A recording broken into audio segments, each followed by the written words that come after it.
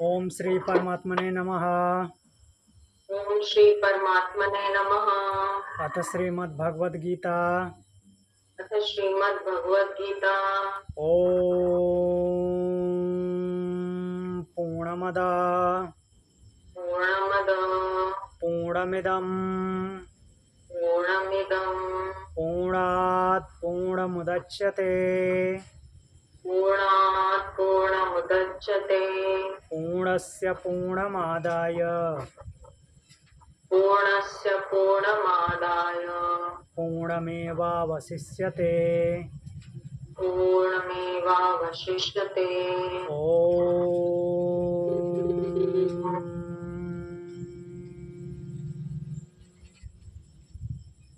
शांति शांति शांति।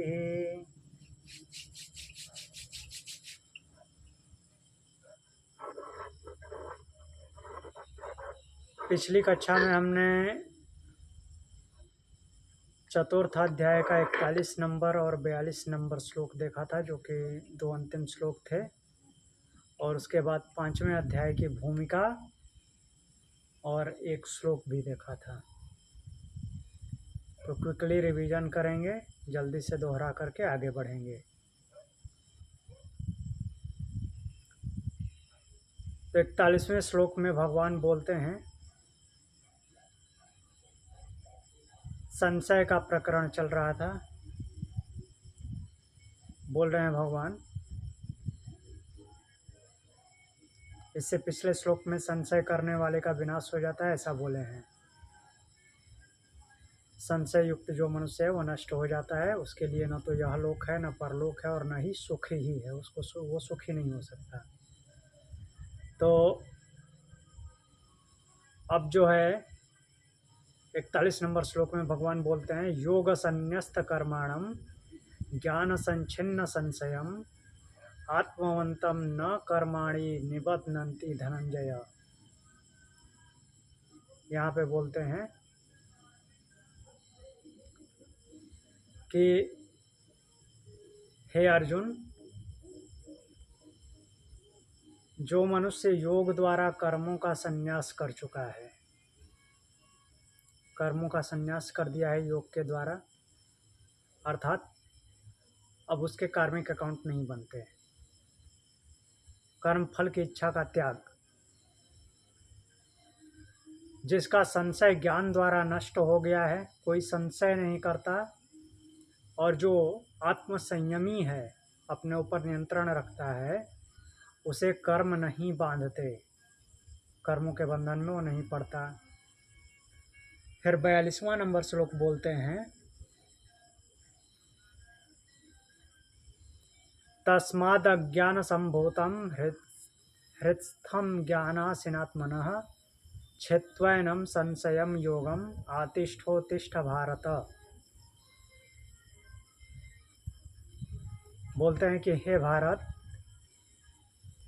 तस्मात् आत्मनः ज्ञानासिना अज्ञान संभूतम हृत्स्थम एनं संशयं छित्त्वा योगम आतिष्ठ उत्तिष्ठ।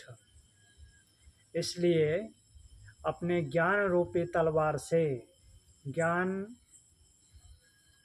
आसिना, ज्ञान आसिना, आसिन तलवार, तो ज्ञान रूपी तलवार से हृदय में स्थित अज्ञान जनित संशय को काटो, योग में स्थित हो जाओ और उठो, उत्तिष्ठ, उठ खड़े हो जाओ।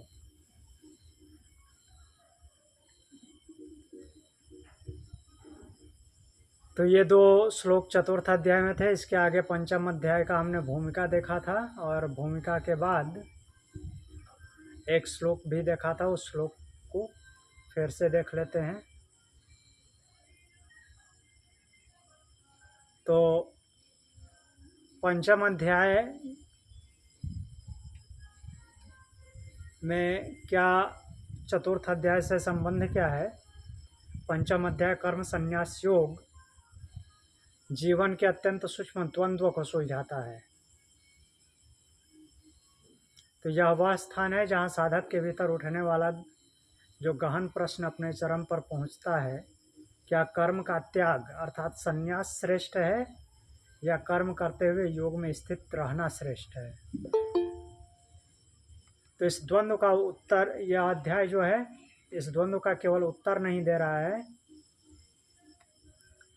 उसे उच्चतर स्तर पर लेकर के एकता में परिवर्तित कर देता है। अलग अलग है ही नहीं, कर्म संन्यास और कर्म योग उसको अलग रहने ही नहीं देता ये अध्याय,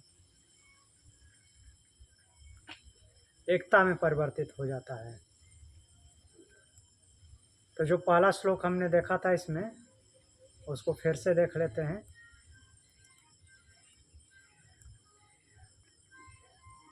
जो पिछले अध्याय में अंतिम श्लोक था उसमें अर्जुन को स्पष्ट आदेश दिए थे भगवान कि ज्ञान रूपी तलवार से अपने हृदय के संशय का छेदन करो, काटो, योग में स्थित हो जाओ और उठ खड़े हो, उठ जाओ, उत्तिष्ठ। तो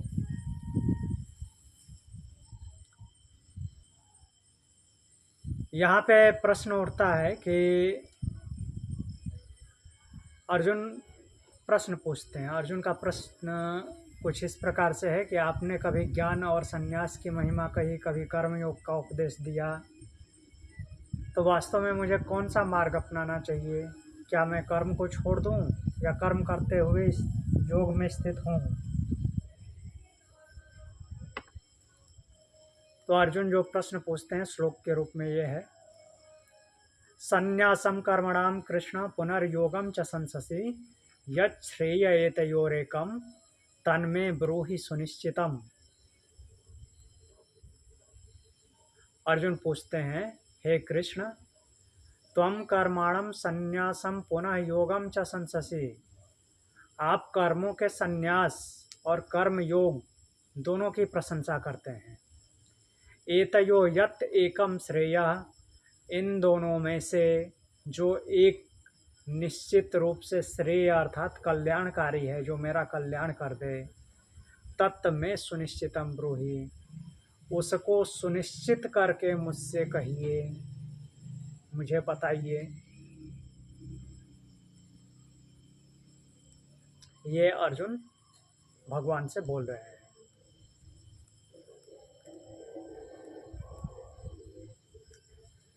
तो यहाँ पे संशय में रहना ही नहीं चाहते अर्जुन, स्पष्ट बोल रहे हैं कि जो मेरे लिए कल्याणकारी है, जो श्रेय मार्ग है, उसको निश्चित करके बताइए।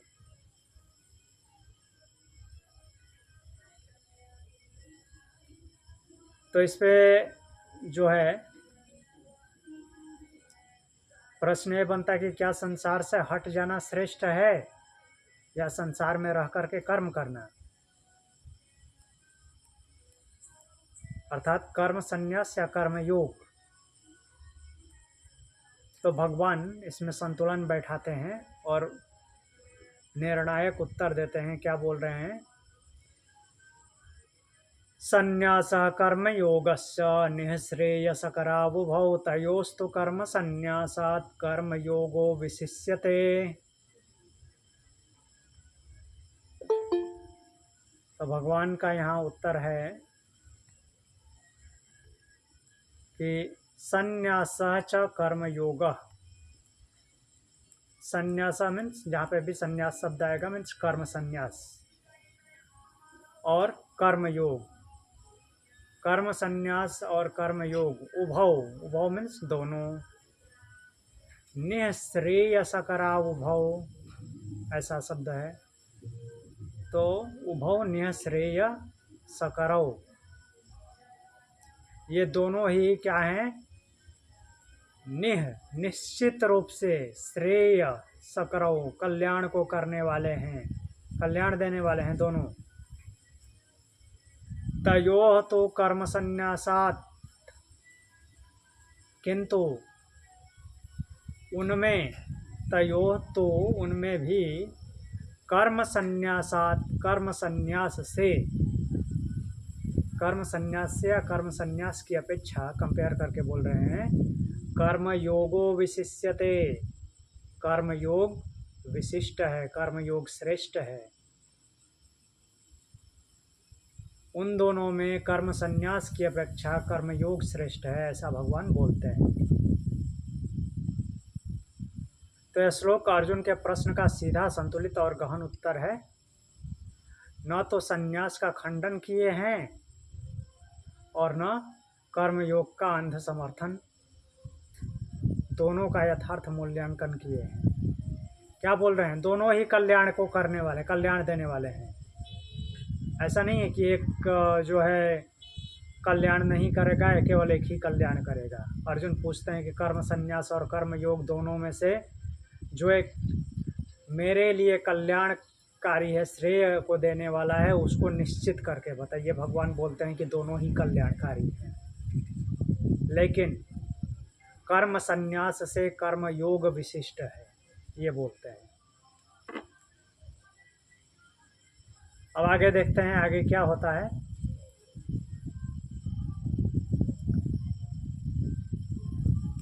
तो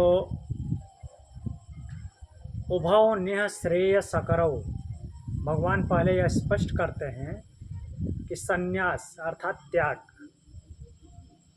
कर्मफल का त्याग, और कर्म योग समर्पित कर्म, ये दोनों ही परम कल्याण के साधन हैं। तो इसका अर्थ कोई भी मार्ग गलत नहीं है, दोनों सही हैं, दोनों साधक को ऊंचाई पे ले जाते हैं। तो ये संतुलन बैठा के भगवान बोलते हैं तयोस्तु विशिष्यते, तयोस्तु करके बोलते हैं तयोस्तु कर्म संन्यासात कर्म योगो विशिष्यते। अब भगवान निर्णायक बात कहते हैं, किंतु कर्म संन्यास की अपेक्षा कर्म योग श्रेष्ठ है। क्यों श्रेष्ठ है? क्योंकि यह सहज है, इजी है। कर्मयोग आसान है, इससे मन शुद्ध होता है और कर्तापन का भाव धीरे धीरे समाप्त होता है, डूअरशिप चला जाता है। कर्तापन के अहंकार को त्याग करके कर्म करते हैं, वही कर्मयोग है। अब संन्यास की कठिनाई क्या है? कर्म संन्यास की कठिनाई क्या है? जो बाहरी संन्यास है, कर्म का त्याग मीन्स दिखावा के लिए, ये करना अपेक्षाकृत कठिन है। मीन्स धारणा बनी रहे किसी चीज़ की और उसको बाहर से ऐसे रोक के रखना, ये कठिन हो जाता है। बार बार उसकी तरफ इंद्रियां विचलित होती हैं, क्योंकि मन भीतर से अभी भी आसक्त रह सकता है। इसलिए केवल कर्म छोड़ना पर्याप्त नहीं है। बाहर से सकाम कर्म को छोड़ दिया और अंदर सब कुछ चल रहा है, तो ये बहुत मुश्किल हो जाता है छोड़ पाना। तो केवल कर्म छोड़ना पर्याप्त नहीं है, मन से त्याग आवश्यक है। मन से त्याग होना चाहिए अंदर से। और वो त्याग आएगा कैसे?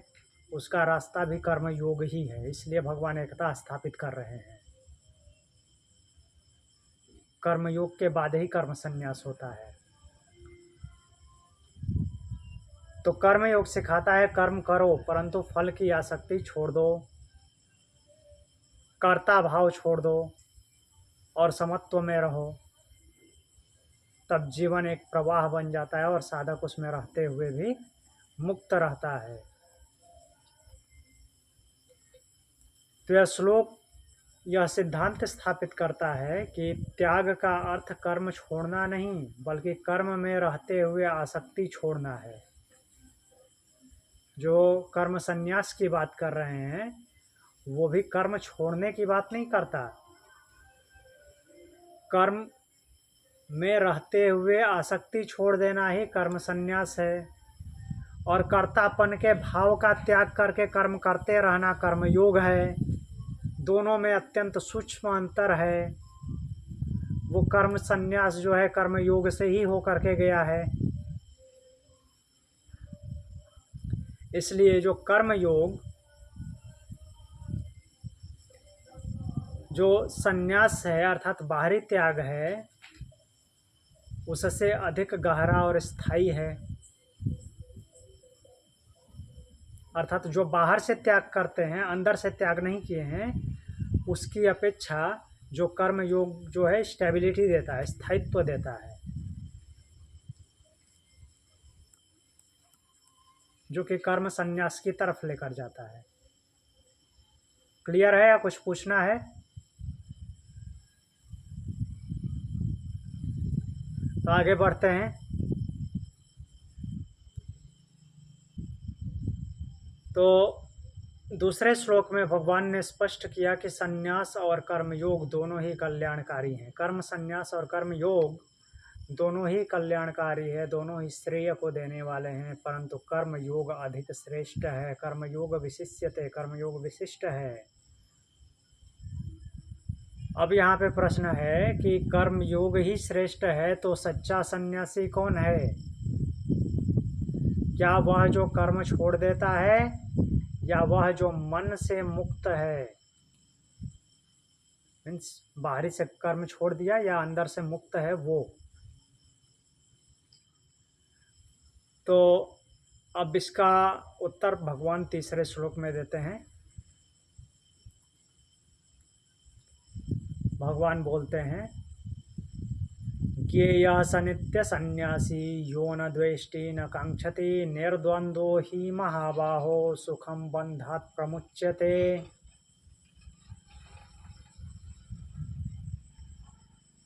तो इस श्लोक में भगवान ने बोला है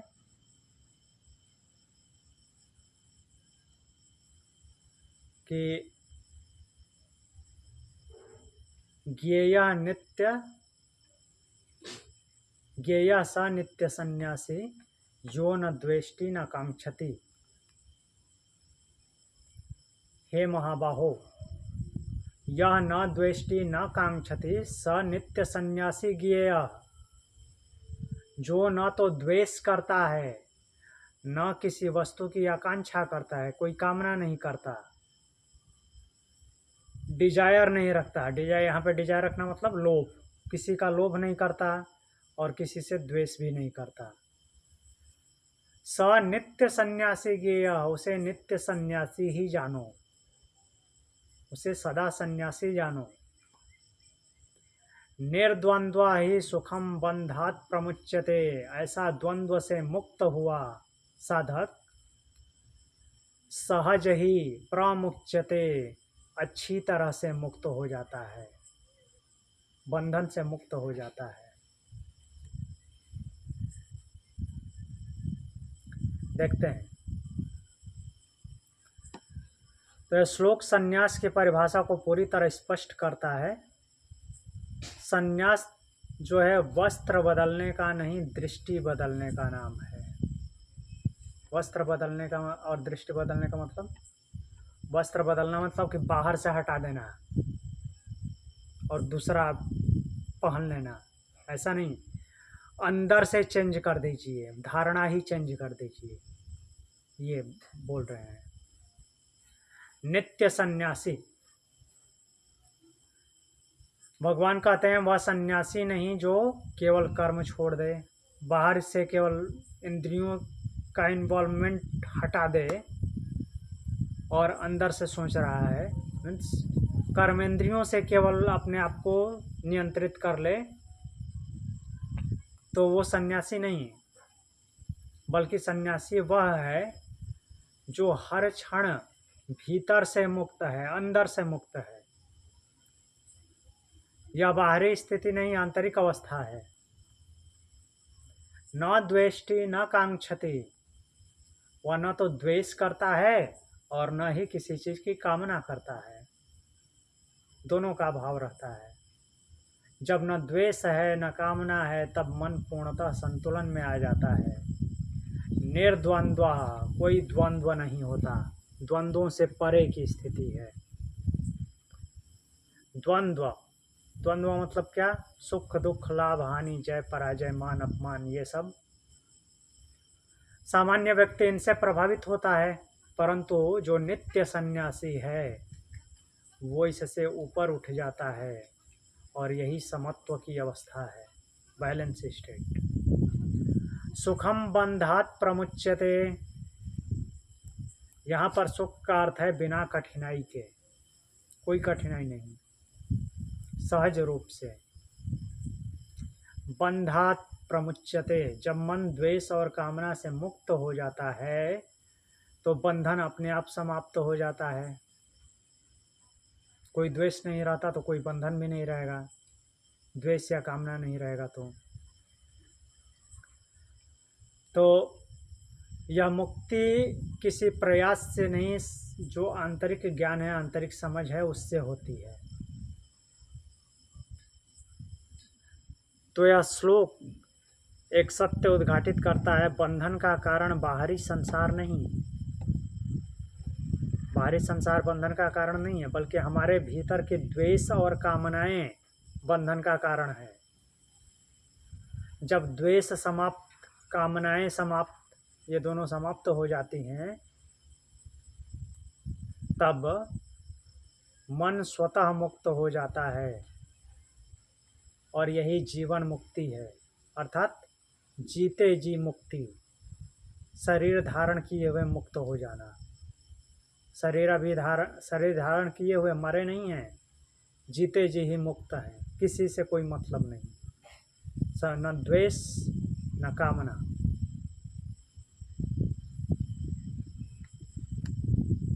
तो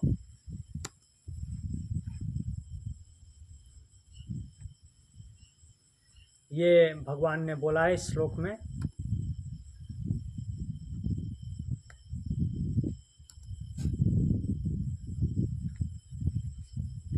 अब इससे आगे बढ़ते हैं चौथे श्लोक में।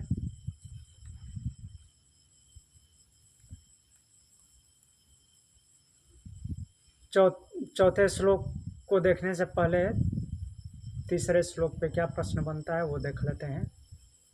तीसरे में भगवान ने बोला था कि जो न द्वेष करता है न कामना करता है वह नित्य सन्यासी ही समझने योग्य है। नित्य सन्यासी जानो उसको, और वही बंधन से मुक्त होता है जो नित्य सन्यासी है।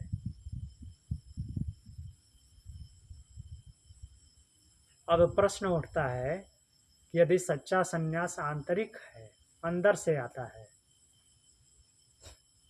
तो क्या ज्ञान योग अर्थात सांख्य और कर्म योग वास्तव में अलग अलग मार्ग हैं? जो ज्ञान करा दे वो अलग है, और जो कर्मों में लगाए रखे वो अलग है। क्या इन दोनों में कोई वास्तविक भेद है या केवल समझ का अंतर है? तो देखते हैं क्या बोलते हैं भगवान। भगवान बोल रहे हैं, चौथा श्लोक, सांख्य योगो पृथक बाला प्रवदन्ति न पंडिता एकमप्यास्थितः सम्यग् उभयोर्विन्दते फलम्।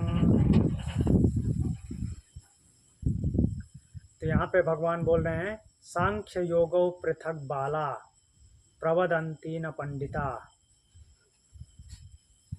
बाला सांख्य योगो पृथक प्रवदन्ति। बाला बोलने का तात्पर्य क्या है यहाँ पे? बालक बुद्धि, अज्ञानी लोग। बाला मतलब कि बच्चा नहीं। बाला शब्द इसलिए प्रयोग किए हैं जिसको कि सांसारिक अभी नॉलेज, ज्ञान ही नहीं है, बड़ा हो गया है लेकिन उसकी बुद्धि बालक जैसी है, इसलिए भगवान ने यहाँ पे बाला शब्द प्रयोग किया है। बाला सांख्य योगो पृथक प्रवदन्ति, जो बालक बुद्धि हैं अर्थात अज्ञानी हैं, वे लोग सांख्य और योग मीन्स ज्ञान योग और कर्म योग, इन दोनों को अलग अलग बताते हैं। प्रवदन्ति न पंडिता, परंतु जो पंडित हैं, जो ज्ञानी हैं, वो ऐसा नहीं कहते, वे दोनों को अलग नहीं बताते। जो दोनों को अलग बताते हैं वो बालक बुद्धि हैं, अज्ञानी हैं। एकम अपि सम्यग आस्थिता उभयो फलम विन्दते। अगर एक में भी सांख्य और योग अर्थात ज्ञान योग और कर्म योग, दोनों में से किसी एक मार्ग में भी ठीक प्रकार से स्थिति हो जाए, वैसे तो दोनों पूर्णतः अलग अलग हैं ही नहीं, थोड़े से प्रभाव का अंतर होता है, दोनों एक साथ ही चलते हैं, बट अगर दोनों में से किसी एक में ठीक से स्थिति बन जाए, अच्छी प्रकार स्थित हो जाए साधक, तो दोनों का फल प्राप्त हो जाता है, वह दोनों का फल प्राप्त कर लेता है। उभयो फलम विंदते, दोनों का फल प्राप्त कर लेता है।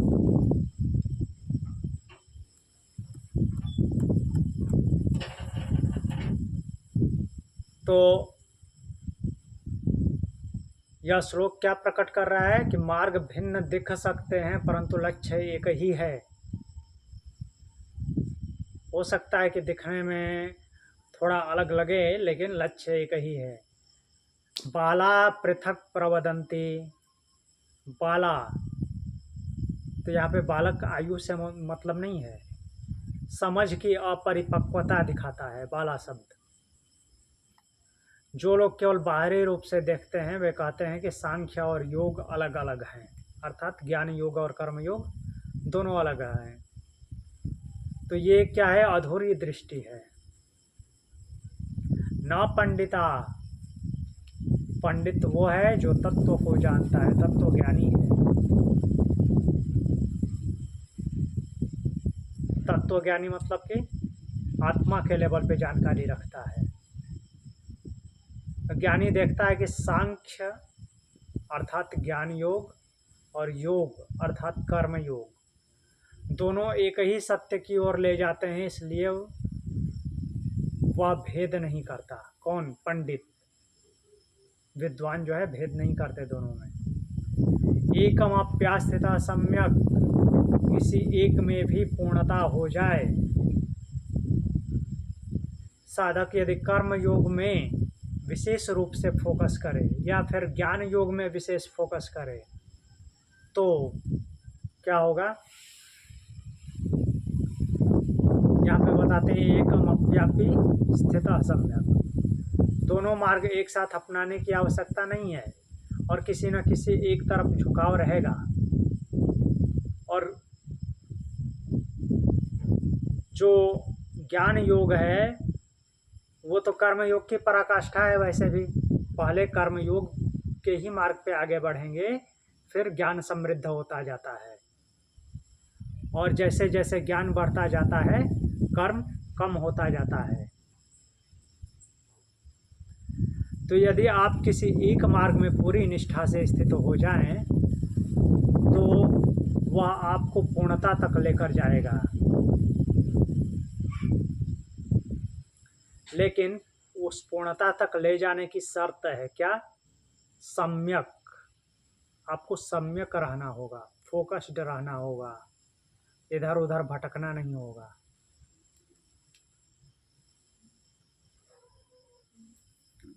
उभयोर विंदते फलम,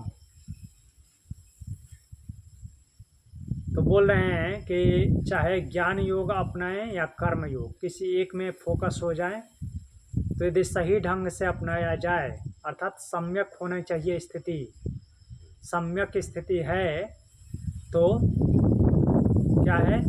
परिणाम एक ही आएगा और वो परिणाम क्या है? मोक्ष, परम शांति और आत्मज्ञान। सब कुछ एक ही स्थिति के अलग अलग रूप में नाम है, तो ये प्राप्त होते हैं अर्थात मुक्त हो जाता है साधक। तो यह श्लोक हमें महत्वपूर्ण दृष्टिकोण देता है। बोलते हैं कि इस श्लोक के माध्यम से हम क्या जान रहे हैं? भेद दृष्टि में है, सत्य में नहीं। सत्य तो एक ही है। जब समझ सीमित होती है तो हम मार्गों में अंतर देखते हैं और जब समझ गहरी होती है तो हम एकता देखते हैं, दोनों मार्गों में एकता देखते हैं, ज्ञान योग और कर्म योग। जब समझ गहरी होती है तो दोनों एक हो जाते हैं और समझ जो है छिछले लेवल की है तो दोनों अलग अलग दिखाई देते हैं। आगे बढ़ें। 5वां श्लोक। तो चौथे श्लोक में भगवान ने बताया कि अज्ञानी लोग अर्थात बालक बुद्धि जो होते हैं वो ज्ञान योग और कर्म योग को अलग अलग मानते हैं, परंतु ज्ञानी अर्थात पंडित ऐसा नहीं मानते। और जो किसी एक मार्ग में सम्यक स्थित हो जाता है तो वह दोनों का फल प्राप्त कर लेता है। अब प्रश्न उठता है कि क्या वास्तव में दोनों मार्ग एक ही फल देते हैं? क्या ज्ञान और कर्म का लक्ष्य पूर्णतः समान है? तो इसी को भगवान स्पष्ट करते हैं, यत् सांख्यो प्राप्यते स्थानं तद्योगैरपि गम्यते, एकं सांख्यं च योगं च यः पश्यति स पश्यति। यत् सांख्ये प्राप्यते स्थानं तद्योगैरपि गम्यते। जिस परम स्थिति को, यत् स्थानम मीन्स जो स्थान, सांख्य प्राप्यते ज्ञान योगी प्राप्त करता है, ज्ञान योगी के द्वारा जो स्थान प्राप्त किया जाता है, तत् योगय अपि गम्यते, वही कर्म योगी द्वारा भी प्राप्त किया जाता है।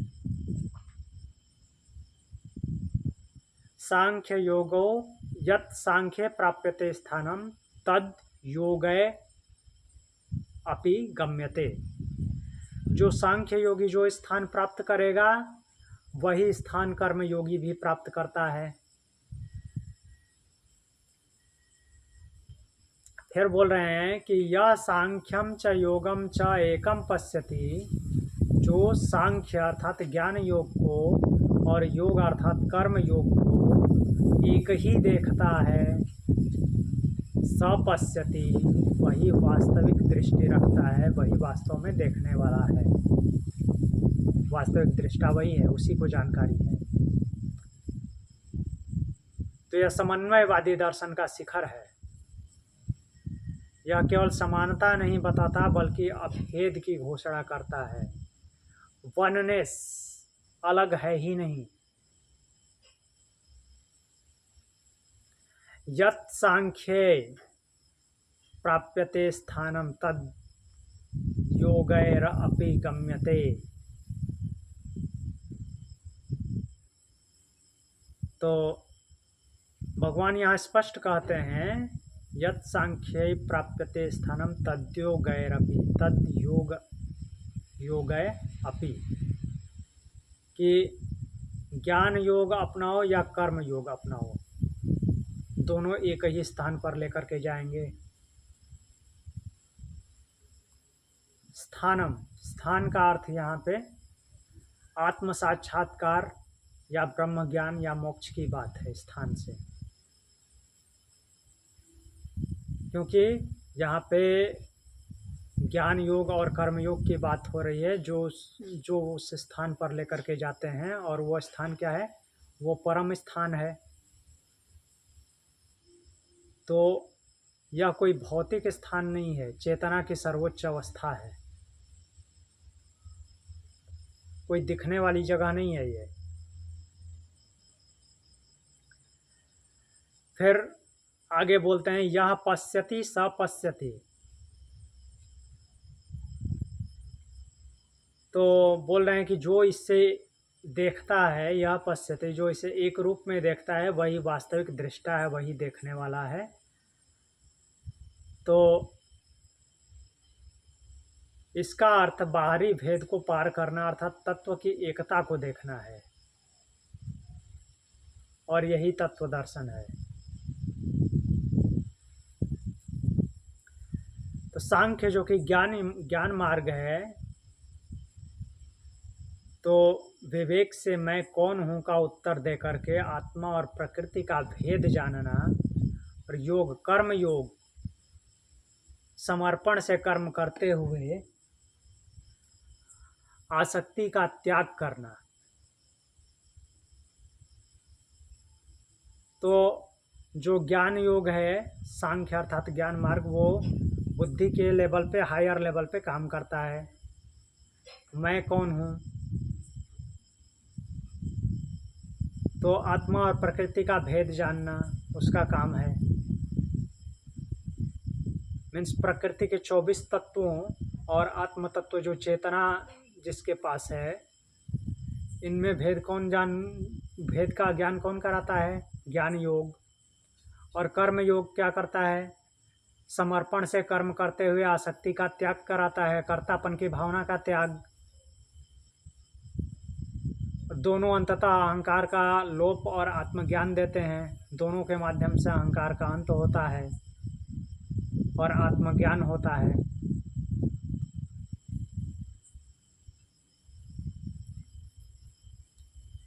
तो ज्ञान जो है ये ज्ञान करा देता है कि मैं करता नहीं हूँ। और कर्म योग जो है वो कर्ता नहीं होने का अभ्यास कराता है। प्रैक्टिस करते करते करते ये स्टेब्लिश हो जाता है कि हाँ मैं करता नहीं हूँ, और वो ज्ञान योग है। तो दोनों की एकता हुई। कर्म योग प्रैक्टिस कराता है और उसी को स्टेब्लिश हो वही जब स्टेब्लिश हो जाता है तो वो उसी को ज्ञान योग बोलते हैं। ज्ञान हो गया अच्छी तरह से। तो इसलिए ज्ञान और कर्म योग एक ही सत्य के दो रूप हैं। एक समझ है और दूसरा अनुभव है, एक्सपीरियंस है। प्रैक्टिस करते करते एक्सपीरियंस आ रहा है और वो एक्सपीरियंस जब परिपक्वता में चला जाता है, पूर्ण हो जाता है, पराकाष्ठा पे चला जाता है, तो ज्ञान योग हो जाता है।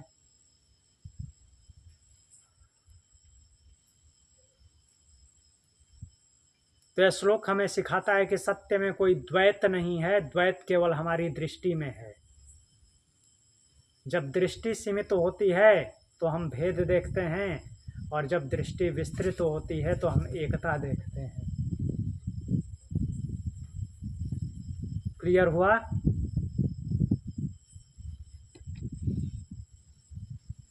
तो इसका अगला श्लोक देखेंगे अब 6 नंबर श्लोक।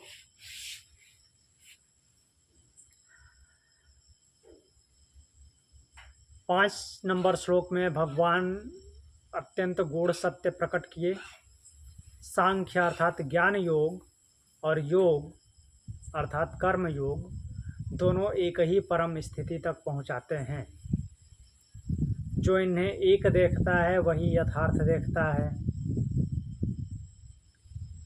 अब यहाँ व्यावहारिक और अत्यंत महत्वपूर्ण प्रश्न ये उठता है कि यदि दोनों मार्ग समान फल देते हैं तो क्या दोनों समान रूप से सरल भी हैं? क्या हर साधक के लिए संन्यास अर्थात ज्ञान मार्ग उतना ही सहज है जितना कर्म योग? तो अब इसको स्पष्ट करते हैं भगवान इस श्लोक में।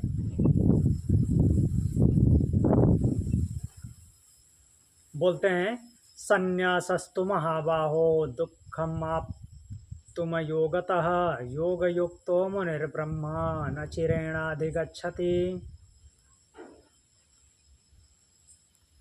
बोल रहे हैं कि हे महाबाहो, अयोगता संन्यास दुःखम आप्तुम योगयुक्त मुनि ब्रह्म न चिरेण अधिगच्छति। हे अर्जुन, योग के बिना अयोगतः संन्यासः दुखम आपनुम,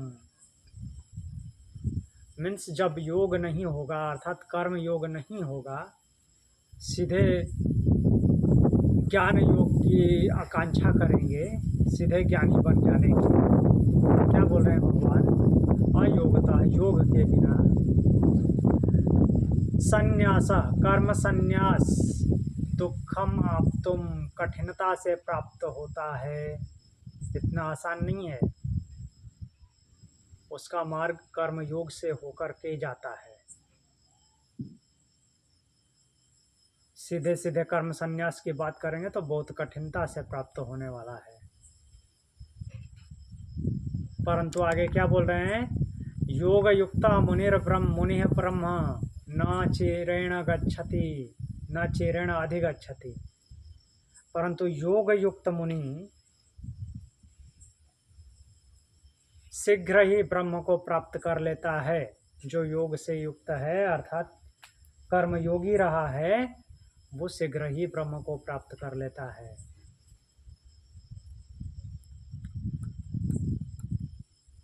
तो यह श्लोक ये सत्य उद्घाटित करता है कि मार्ग केवल लक्ष्य से नहीं, साधक की स्थिति से भी निर्धारित होता है। केवल लक्ष्य को टारगेट कर देने से वो सब कुछ निर्धारित नहीं हो जाता, साधक की स्थिति क्या है उससे भी निर्धारित होता है। संन्यासस्तु महाबाहो दुःखमाप्तुम अयोगतः। भगवान स्पष्ट कहते हैं कि योग के बिना संन्यास कठिन है। तो यहाँ अयोगता का अर्थ समत्व का अभाव।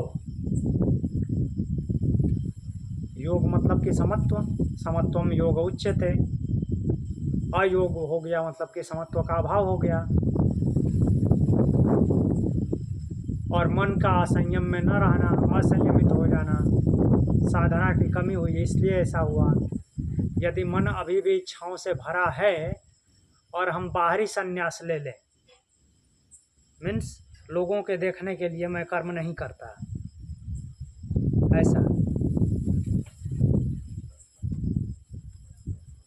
तो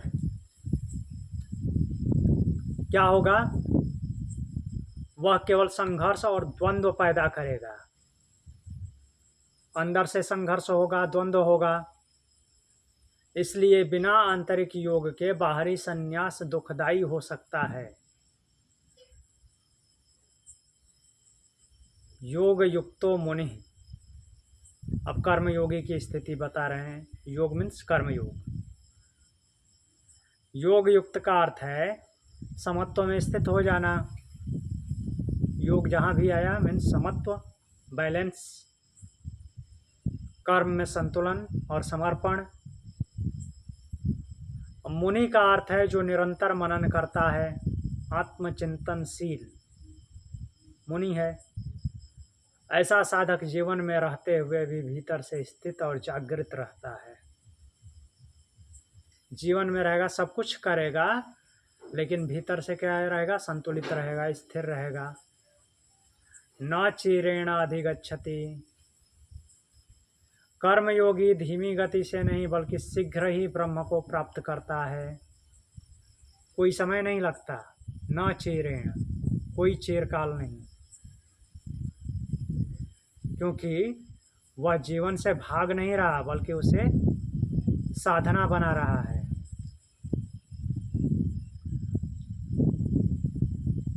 तो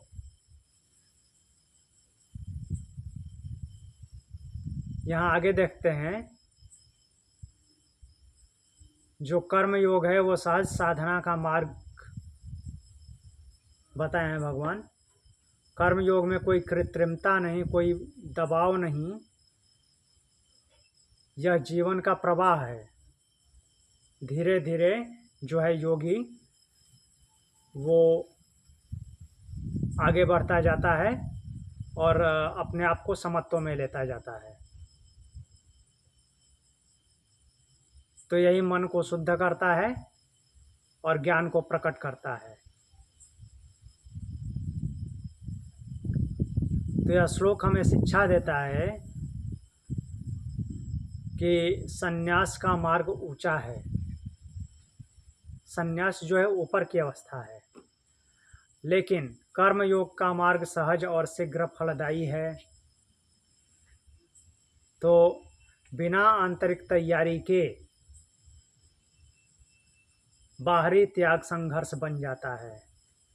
इसलिए पहले कर्मयोग में स्टेब्लिश होना है, वही जो है कर्म संन्यास कराएगा।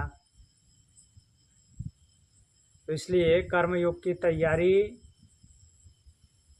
भी करनी है और साधना भी करनी है, अर्थात कर्मयोग करते हुए कर्म संन्यास तक जाना है।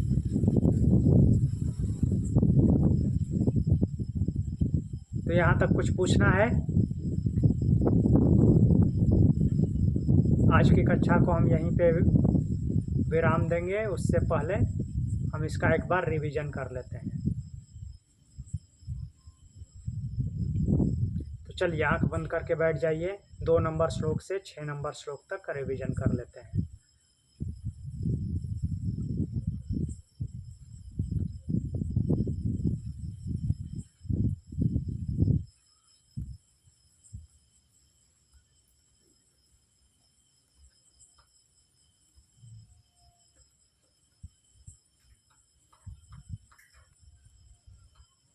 दो नंबर श्लोक में भगवान बोलते हैं संन्यास योग कर्म संन्यास कर्म योगस्य निःश्रेयसकरावुभौ तयोस्तु कर्म संन्यासात् कर्म योगो विशिष्यते। भगवान अर्जुन के प्रश्न का उत्तर देते हुए बोलते हैं, अर्जुन ने पूछा है कि कर्म संन्यास और कर्म योग इन दोनों में से जो एक कल्याणकारी है, मेरे लिए कल्याणकारी है, उसको निश्चित करके कहिए। तो भगवान बोलते हैं कि संन्यास और कर्म योग अर्थात कर्म संन्यास और कर्म योग दोनों ही परम कल्याण को करने वाले हैं। ऐसा नहीं है कि एक कल्याण करेगा दूसरा नहीं करेगा, परंतु उन दोनों में कर्म संन्यास की अपेक्षा कर्म योग श्रेष्ठ है। कर्म योगो विशिष्यते। फिर आगे बोलते हैं ज्ञेयः स नित्य सन्यासी यो न द्वेष्टि न कांक्षति निर्द्वंद्वो ही महाबाहो सुखम बंधात प्रमुच्यते। बोल रहे हैं कि वह नित्य सन्यासी ही समझने योग्य है, उसे नित्य सन्यासी ही जानो जो न द्वेष करता है न आकांक्षा करता है, कोई इच्छा नहीं रखता, लोभी नहीं है। निर्द्वंद्व ही सुखम बंधात प्रमुच्यते, और ऐसा द्वंद्वों से मुक्त जो है साधक, वो सहज ही बंधन से मुक्त हो जाता है, कर्म बंधन नहीं होता उसको। फिर आगे श्लोक बोलते हैं सांख्य योगो पृथक बाला प्रवतन्ति न पंडिता एकमप्यास्थिता सम्यक उभयोर्विन्दते फलम। बता रहे हैं भगवान की सांख्य अर्थात ज्ञान योग और योग अर्थात कर्म योग ये दोनों अलग अलग हैं, ऐसा अज्ञानी लोग अर्थात बालक बुद्धि वाले लोग ऐसा बोलते हैं, ऐसा मानते हैं। परंतु जो पंडित है, जो ज्ञानी है, वो ऐसा नहीं बोलते। एकम अपि सम्यक आस्थिता हो भयो फलम विन्दते। अगर एक में भी सम्यक की स्थिति हो जाए, सम्यक शब्द ध्यान देना है, ऐसा नहीं भटकते हुए एक में रुके फिर कहीं और चले गए फिर आए, ऐसा नहीं। सम्यक की स्थिति होनी चाहिए, लगातार एकाग्रता बनी रहनी चाहिए। तो एक में भी सम्यक स्थिति हो जाए तो दोनों का फल प्राप्त हो जाता है।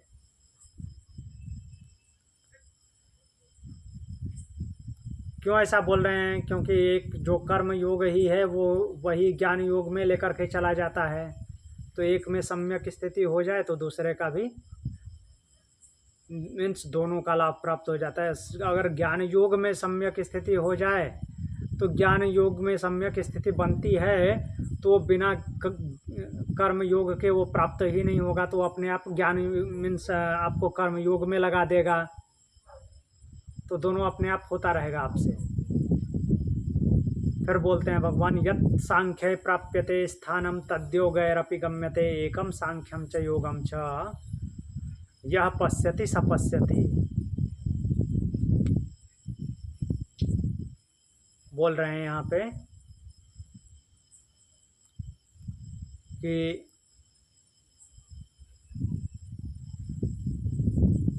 जिस परम स्थिति को सांख्य अर्थात ज्ञान योगी प्राप्त करता है, ज्ञान योग के द्वारा प्राप्त किया जाता है, उसी को योग अर्थात कर्म योग द्वारा भी प्राप्त किया जाता है। जो सांख्य और योग की एकता देखता है वही वास्तविक दृष्टा है, वही वास्तव में देखता है।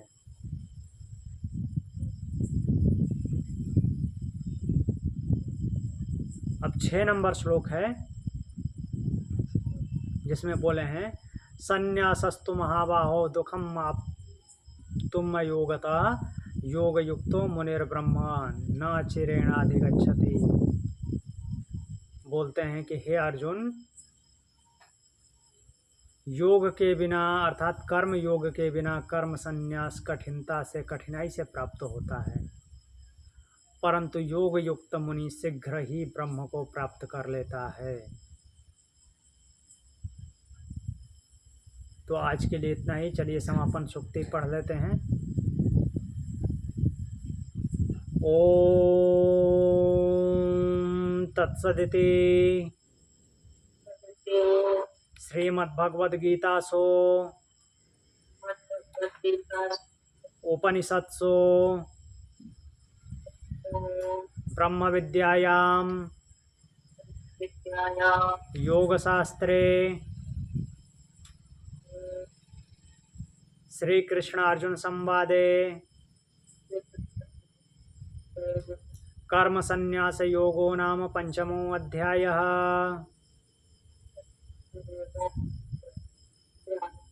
हरि ओम।